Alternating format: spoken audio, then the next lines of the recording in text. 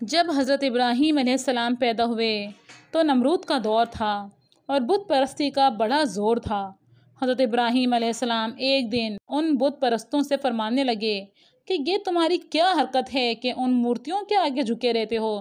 یہ تو پرستش کے لائق نہیں، پرستش کے لائق تو صرف ایک اللہ ہے۔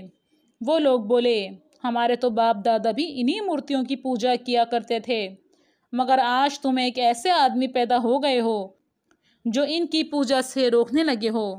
آپ نے فرمایا، تم اور تمہارے باپ دادا سب گمراہ ہیں۔ حق بات یہی ہے جو میں کہتا ہوں، تمہارا اور زمین و آسمان سب کا رب وہ ہے جس نے ان سب کو پیدا فرمایا۔ اور سن لو، میں اللہ کی قسم کھا کر کہتا ہوں کہ تمہارے ان بتوں کو میں سمجھ لوں گا۔ چنانچہ ایک دن جب بت پرست اپنے سالانہ میلے پر باہر جنگل میں گئے ہوئے تھے، حضرت ابراہیم علیہ السلام ان کے بت خانے میں تشریف لے گئے اور اپنے تیشے سے سارے بت توڑ پھوڑ ڈالے، اور جو بڑا بت تھا اسے نہ توڑا اور اپنا تیشہ اس کے کندھے پر رکھ دیا، اس خیال سے کہ بت پرست جب یہاں آئیں تو اپنے بتوں کا یہ حال دیکھ کر شاید اس بڑے بت سے پوچھیں کہ ان چھوٹے بتوں کو یہ کون توڑ گیا ہے اور یہ تیشہ تیرے کندھے پر کیوں رکھا ہے، اور انہیں اس کا عجز ظاہر ہو اور ہوش میں آئے کہ ایسے عاجز خدا نہیں ہو سکتے۔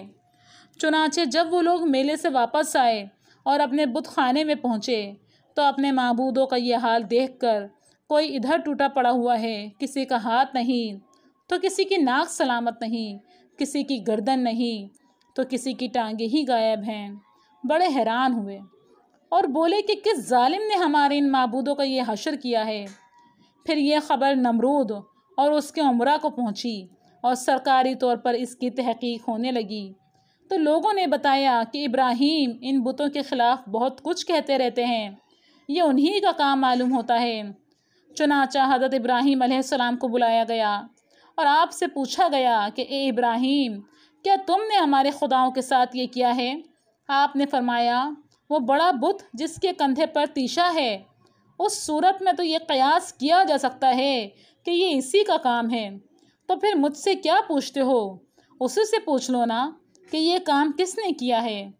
وہ بولے، مگر وہ تو بول نہیں سکتا۔ اس موقع پر حضرت ابراہیم علیہ السلام جلال میں آ گئے اور فرمایا، جب تم خود مانتے ہو کہ وہ بول نہیں سکتا تو پھر تف ہے تم بے عقلوں پر اور ان بتوں پر جن کو تم اللہ کے سوا۔ حضرت ابراہیم علیہ السلام نے جب نمرود کو عبادت الہی کی دعوت دی تو نمرود اور حضرت ابراہیم علیہ السلام میں حسب ذیل مناظرہ ہوا۔ نمرود بولا، تمہارا رب کون ہے جس کی پرستش کی تم مجھے دعوت دیتے ہو؟ حضرت ابراہیم علیہ السلام نے کہا، میرا رب وہ ہے جو زندہ بھی کر دیتا ہے اور مار بھی ڈالتا ہے۔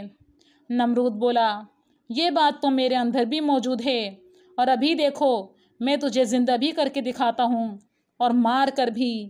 یہ کہہ کر نمرود نے 2 شخصوں کو بلایا، ان میں سے ایک شخص کو قتل کر دیا اور ایک کو چھوڑ دیا، اور کہنے لگا، ایک کو میں نے مار ڈالا اور ایک کو گرفتار کر کے چھوڑ دیا، گویا اسے زندہ کر دیا۔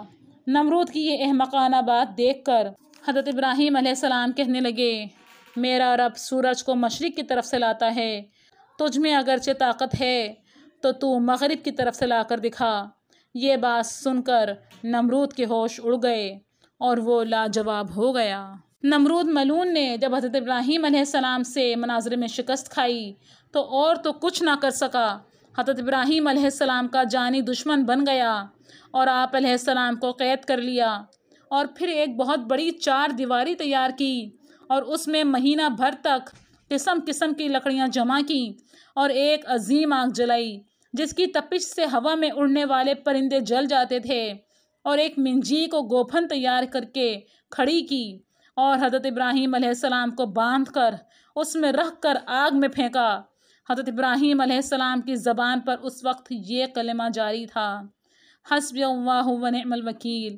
ادھر نمرود نے آپ کو آگ میں پھینکا، ادھر اللہ تعالیٰ نے جبرائیل علیہ السلام کو بھیجا۔ جبرائیل علیہ السلام بڑی سرعت سے زمین پر آئے اور آگ کو ابراہیم علیہ السلام پر ٹھنڈی اور سلامتی کا گھر بنا دیا۔